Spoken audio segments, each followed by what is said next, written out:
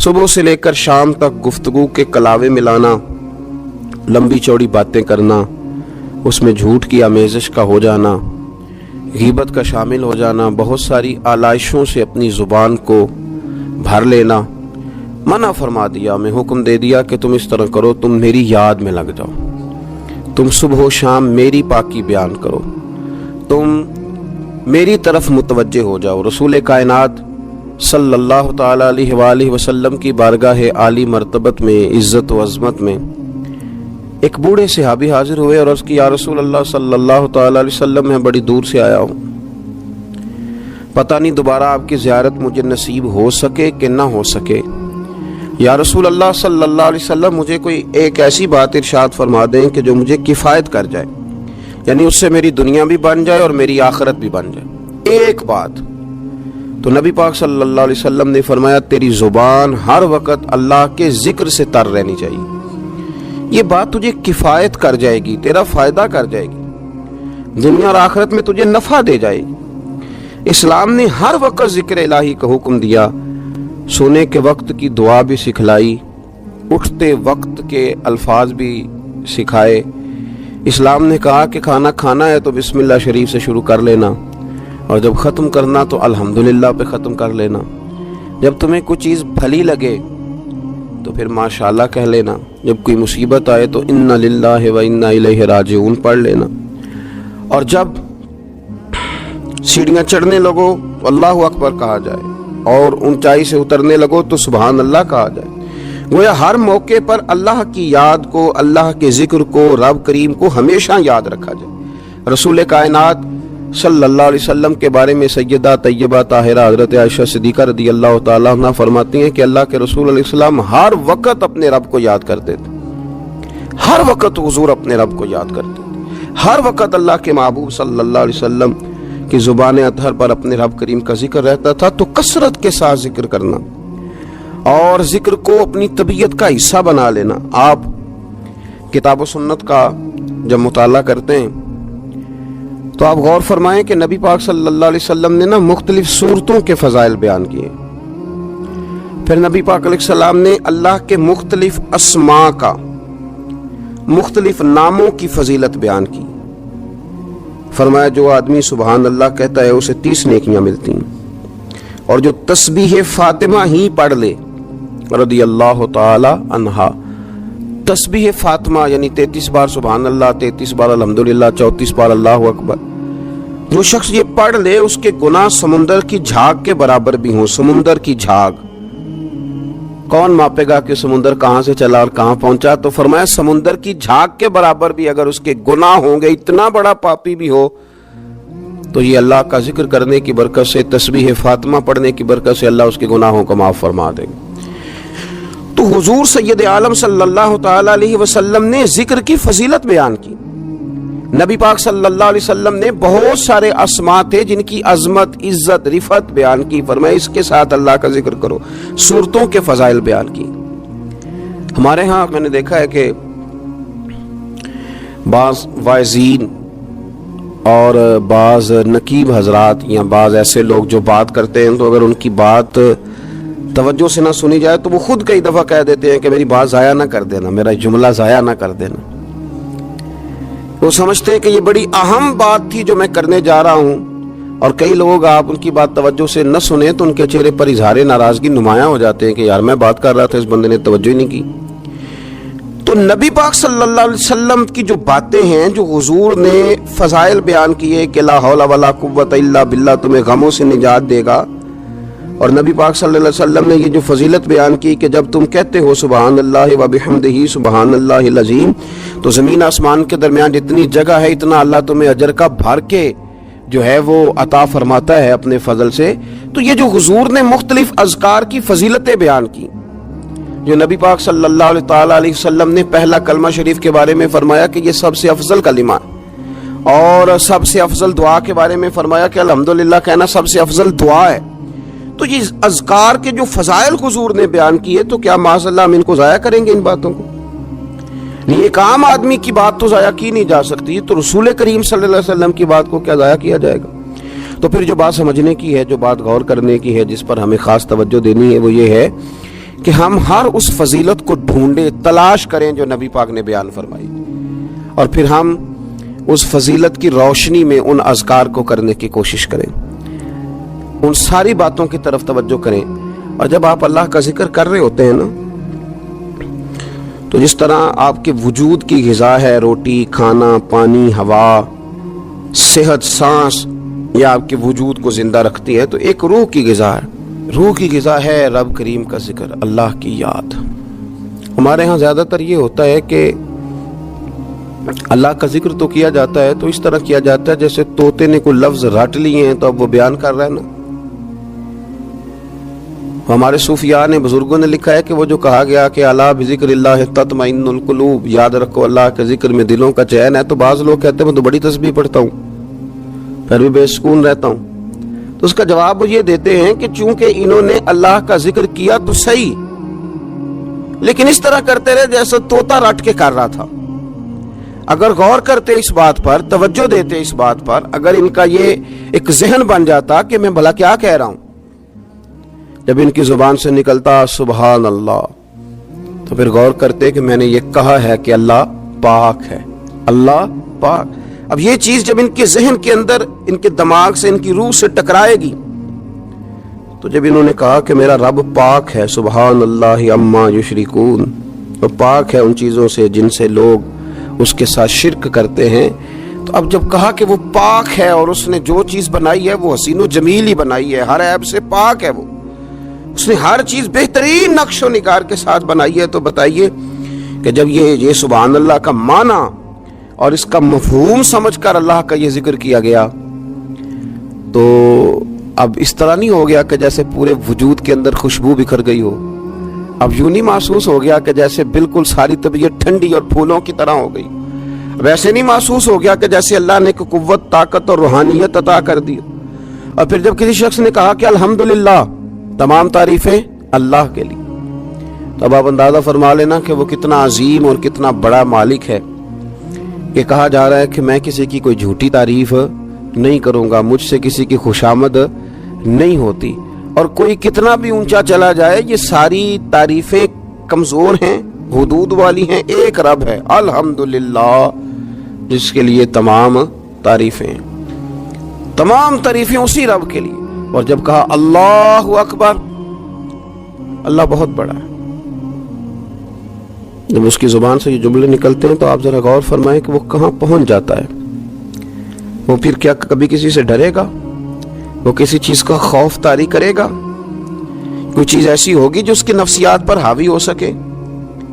سب سے بڑا تو اللہ ہے، تو وہ کبھی بھی کسی بڑے آدمی کے رعب کا شکار نہیں ہوگا، وہ کبھی کسی کی دولت، کسی کا اقتدار، کسی کی قوت اور کسی کی ظاہری طور پر تھوڑی بہت چمک اسے خیرہ نہیں کر سکے گی، اس لیے کہ وہ جانتا ہے کہ اکبر صرف اللہ ہی ہے۔ تو اب اس کے اندر بہت بڑی طاقت آئے گی، بہت بڑی ہمت آئے گی، وہ بہت زیادہ اپنے آپ کو قوت والا محسوس کرے گا۔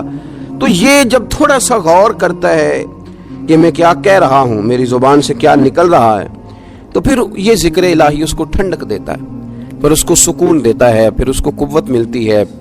اس لیے میرے نبی پاک صلی اللہ علیہ وسلم نے فرمایا، یہ بخاری مسلم کی حدیث ہے، نبی پاک صلی اللہ علیہ وسلم نے فرمایا اس کی مثال جو رب کا ذکر کرے اور اس کی مثال جو اللہ کا ذکر نہ کرے، مثل الحی والمیت، ان لوگوں کی مثال کی طرح ہے جو زندہ اور مردہ ہوتے ہیں۔ وہ ذکر کرنے والا زندہ ہے، ذکر کرنے والا زندہ ہے، اور ذکر نہ کرنے والا ہواؤں میں اڑ رہا ہے، کروڑوں روپے اس کی جیب میں پڑے ہوئے ہیں، لاکھوں کا سرمایہ ہے، بہت سارے لوگ جانتے ہیں، وہ محسوس کرتا ہے کہ بڑا جانا پہچانا جاتا ہوں، بڑا سمجھا سکھایا جاتا ہوں، بڑے لوگ میرے نام سے آگاہ ہیں، شعوری طور پر میں ایک بڑا آدمی ہوں، لیکن ہے مردہ، اس لیے کہ زندگی تو زندہ دلی کا نام ہے۔ مردہ دل کیا خاک جیا کرتے ہیں، زندہ وہ ہے جس کا مصلی آباد ہے، زندہ وہ ہے جس کی زبان اللہ کو یاد کرتی، زندہ وہ ہے جس کا کبھی کبھی دل کرتا ہے کہ آج قرآن شریف کھول لوں، زندہ تو وہ ہے جس کی طبیعت چاہتی ہے کہ یار آج لاؤ نا تسبیح، تھوڑا سا درود و سلام اپنے محبوب پہ پڑھوں، زندہ تو وہ ہے جو کبھی کبھی اس کی یاد میں محو ہو، اکیلے بیٹھا بھی ہو تو پھر بھی اس کی زبان پہ ذکر اور آنکھوں میں آنسو جاری ہو جاتے، جس کو یاد کر کے محو ہو جاتا ہے. یاد رکھیں ذکر الہی انسان کو زندہ رکھتا ہے، توانائی دیتا ہے، روحانیت دیتا ہے، اس کو سکون کی دولت دیتا ہے. اپنے معاملات کو جب ترتیب دیں تو اذکار کی پابندی کریں. ہمارے جو طریقت کے سلسلے ہیں نا، یہ بنیادی طور پر طریقت کے سلسلے دو کام کرتے ہیں. ایک تو عقیدے کو پختہ کرتے ہیں، نظریات کی صفائی کرتے ہیں. جو کمزور یقین والے لوگ ہوتے ہیں ان کا یقین پختہ کرتے ہیں. جو رب کی بارگاہ سے دور ہوتے ہیں ان کے دلوں میں اللہ کی چاہت پیدا کرتے ہیں. یہ حکمت کے ساتھ، دانائی کے ساتھ لوگوں کی تربیت کرتے ہیں اور لوگوں کی روحوں کے اندر مستند صحیح عقائد اور یقین کی دولت لوگوں کو دیتے ہیں. اور دوسرا یہ ذکر کے طریقے بتلاتے ہیں. یہ لوگوں کو اذکار کی طرف مائل کرتے ہیں. جو لوگوں کا شوق، ذوق، مزاج ذکر کی طرف مائل کرتے ہیں. عقیدے کی پختگی دینا اور لوگوں کو اللہ کی یاد میں لگا دینا. الف اللہ تے چمبے دی بوٹی تے میرے من وچ مرشد لائی ہو. نفی اسبات یعنی لا الہ الا اللہ. لا الہ نفی ہے، الا اللہ اس بات ہے. نفی اسبات دا پانی ملیا تے ہر رگے ہر جائی ہو تے اندر بوٹی مشک مچایا تے جاں پھلاں تے آئی تے پھر جیوے مرشد کامل باہو جس اے بوٹی لائی. تو یہ یاد رکھ لیں کہ صوفیہ مختلف اذکار بتلاتے ہیں. آپ کسی بھی سلسلہ طریقہ سے وابستہ ہوتے ہیں تو آپ کو کچھ پڑھنے کو بتایا جاتا ہے. اب کیا ہم نے اس بات کو سمجھا ہی نہیں؟ ہم نے یہ توجہ ہی نہیں کی کہ ہم شیخ کی بارگاہ میں گئے تھے تو انہوں نے ہمیں کچھ پڑھنے کو، کہیں بھی آپ جائیں آپ کو کوئی استغفار بتا دے گا، کوئی کلمہ شریف بتا دے گا، کچھ نہ کچھ بتایا. لیکن ہم نے کیا کیا؟ ہماری اذکار کی جانب توجہ نہیں رہتی، ہم ذکر نہیں کرتے. ہمارے لیے جو کام سب سے مشقت والا ہے وہ ہے ذکر. اچھا آپ بڑا عجیب آدمی ہے نا جو کسی کالج میں یونیورسٹی میں داخلہ لے اور چاہتا بھی پاس ہونا ہے پر کتاب کھول کے نہیں دے کے پڑھنا چاہتا، نمبر بھی چاہتا ہے میرے 100% ہوں، لیکن کہتا ہے مجھے کتاب نہ پڑھنی پڑے. تو یہ تو بیوقوفی ہے نا. آپ کو نصاب پڑھنا ہے اور نصاب کی تیاری کرنی ہے اور پھر نصاب کے مطابق آپ کو چلنا ہے. آپ کا ایک نصاب ہے.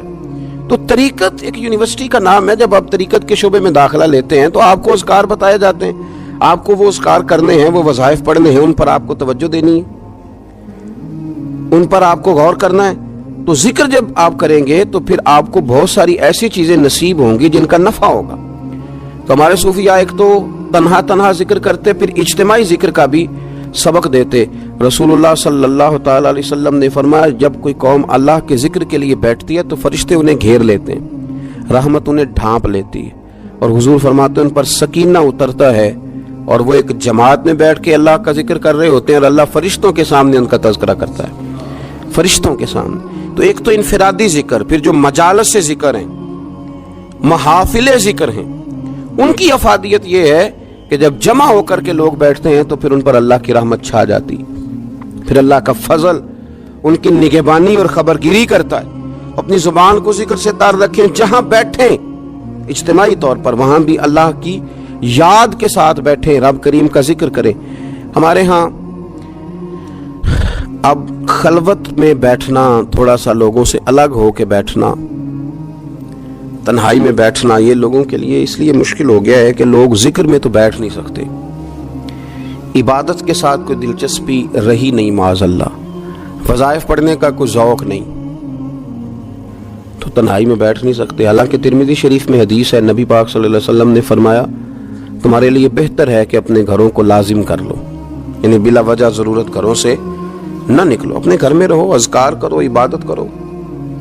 یہ اگرچہ اسلام کے اندر رہبانیت نہیں، سارا کچھ چھوڑ چھاڑ کے مسجد میں بیٹھنے کا حکم نہیں ہے، لیکن آپ دیکھیں نا کہ حضور علیہ السلام کی حیات مبارکہ میں کچھ اوقات ایسے ملتے ہیں کہ سرکار خلوت میں تشریف لے جاتے، تنہائی میں بالکل الگ تھلگ ہو کے کچھ عبادت حضور نے تنہائی میں کچھ ذکر کیا ہے الگ ہو کر. اعلان نبوت سے پہلے اللہ کے محبوب علیہ السلام مہینوں غار حرا میں رہا کرتے تھے. وہاں کیا ہوتا تھا؟ اللہ کا ذکر ہوتا تھا، اللہ کی یاد ہوتی تھی، عبادت، ریاضت، تقوی، پرہیزگاری. پھر آپ یہ دیکھیے کہ نبی پاک صلی اللہ تعالی علیہ وسلم ہر سال رمضان المبارک میں 10 دن کا اعتکاف کرتے. اگرچہ حضور کے ذمے تبلیغی ڈیوٹیاں ہیں، سرکار کے ذمے جہاد کے بہت سارے معاملات ہیں، نبی پاک علیہ السلام نے 23 سالوں میں پوری دنیا کو انقلاب آشنا کرنا ہے، لیکن اس کے باوجود رسول کائنات صلی اللہ تعالی علیہ وسلم ہر سال رمضان کے آخری عشرے کا اعتکاف کرتے۔ اس کے علاوہ بھی حضرت عائشہ صدیقہ رضی اللہ تعالیٰ عنہ فرماتی ہیں، رات کو مجھ سے فرماتے ابو بکر کی بیٹی تو اجازت دے تو رب کو راضی نہ کر لوں، وہاں بھی تنہائی میں کھڑے ہو جاتے۔ تو نبی پاک نے ہمیں بتلایا کہ کچھ وقت تنہائی کا تمہارے رب کے ساتھ گزرنا چاہیے، کچھ اوقات ایسے ہونے چاہیے۔ تو رمضان المبارک کی مقدس گھڑیوں میں بالخصوص یہ کوشش کریں اور بالاہتمام یہ کوشش کریں کہ کچھ اوقات اللہ کی بارگاہ کے ساتھ گزریں، کچھ وقت دعاؤں میں، التجاؤں میں، راز میں، نیاز میں۔ دیکھیں نا کتنا اپنے آپ کو ہلکا لوگ محسوس کرتے ہیں کسی بندے کو اپنا دکھڑا سنا کے، کتنا لوگ ہلکا محسوس کرتے ہیں۔ حالانکہ نبی پاک صلی اللہ علیہ وسلم نے فرمایا جو آدمی لوگوں کے سامنے اپنا فقر بیان کرے اللہ اسے غنی نہیں کرے گا، اور فرمایا جو اپنے رب کے سامنے اپنا فقر بیان کرے گا جلدی یا دیر سے اللہ اسے غنی ضرور کر دے گا۔ تو آپ مصلی پہ بیٹھیں، اپنی خلوت کو مضبوط کریں، کچھ نہ کچھ تنہائی کی عبادت تھوڑا وقت نکال کے رات کو، صبح کو، جیسے آسانی ہو ضرور اس پر توجہ دیں۔ رسول کریم صلی اللہ علیہ وسلم نے اپنے عمل سے، اپنے پیغام سے، اپنی گفتگو سے ہمیں اس طرف مائل کیا۔ تو ایک بات آخر میں اور جو بڑی سمجھنے والی ہے اس پر بھی توجہ کریں۔ کچھ لوگ کہتے ہیں جی میں غافل ہو گیا ہوں، تو میرے لیے مشکل ہو گئی ہے ذکر کرنا، تلاوت کرنا، عبادت کرنا، وقت غفلت میں زیادہ گزرتا ہے۔ بندہ غافل کب ہوتا ہے؟ نبی پاک صلی اللہ علیہ وسلم نے فرمایا شیطان جاسم علی قلب ابن آدم، فرمایا یہ جو شیطان ہے یہ انسان کے دل کے ساتھ چمٹا رہتا ہے۔ فَإِذَا ذَكَرَ اللَّهَ خَنَسَ، جب انسان اللہ کا ذکر کرتا ہے تو یہ اس کا دل چھوڑ کے ہٹ جاتا ہے۔ اور فرمایا وَإِذَا غَفَلَ وَسْوَسَ، جب انسان غافل ہوتا ہے تو پھر شیطان وسوسہ ڈالتا ہے۔ اب نبی پاک علیہ السلام کی حدیث مبارک پر غور فرمائیے، حضور فرماتے ہیں کہ شیطان آدمی کے دل کے ساتھ چمٹا ہوا ہے۔ جب بندہ کرتا ہے نا اللہ کا ذکر تو یہ بندے کا دل چھوڑ کے دور چلا جاتا ہے۔ اور فرمایا وَإِذَا غَفَلَ وَسْوَسَ، جب بندہ غافل ہوتا ہے تو شیطان وسوسہ ڈالتا ہے۔ یہ نہیں فرمایا کہ شیطان وسوسہ ڈالے تو بندہ غافل ہوتا ہے، پہلے بندہ غافل ہوا، پہلے اس نے ذکر چھوڑا ہے۔ اگر یہ ذکر نہ چھوڑتا تو شیطان اسے غافل نہ کرتا۔ تو آپ اگر شیطان کو بھگانا چاہتے ہیں تو پکڑ لیں، تسبیح کریں اللہ اللہ، وہ بھاگ جائے گا۔ اگر آپ غفلت کی چادر اتارنا چاہتے ہیں، آپ بستر میں اٹھنے کو طبیعت نہیں چاہ رہی، تو آپ ایک دفعہ ہمت کریں تو صحیح، وضو کریں تو صحیح، پھر دیکھیں اللہ کتنی قوت دیتا ہے، وہ بھاگ جائے گا۔ جب آپ ایک دفعہ بسم اللہ شریف پڑھ کے نکلیں گے اپنے بستر سے اور بچھائیں گے مصلی اور کریں گے اللہ اللہ، تو دیکھیے کس طرح اللہ آسانی کرتا ہے۔ ہم اپنی اس غفلت کی بنیاد پر اس کو آواز دیتے ہیں کہ آجا میرے ساتھ دوستی کر لے۔ تو شیطان کتنی طاقت نہیں ہے کہ بندہ مومن پر غلبہ پا سکے، وہ تو اللہ کے مخلص بندوں پر غلبہ کر ہی نہیں سکتا۔ چلو بات اتنی ہے کہ جب ہم غافل ہوتے ہیں، جب ہم ذکر چھوڑ دیتے ہیں، جب ہم یہ ذوق ہی نہیں پیدا کرتے کہ میں کچھ اللہ اللہ کر لوں، اپنی طبیعت کو لگائے ذکر میں، اپنا مزاج، اپنا دل، اپنی آنکھیں، اپنی روح، اس کو اللہ کی یاد کے ساتھ محو کریں، پھر دیکھیں اللہ کتنی آسانیاں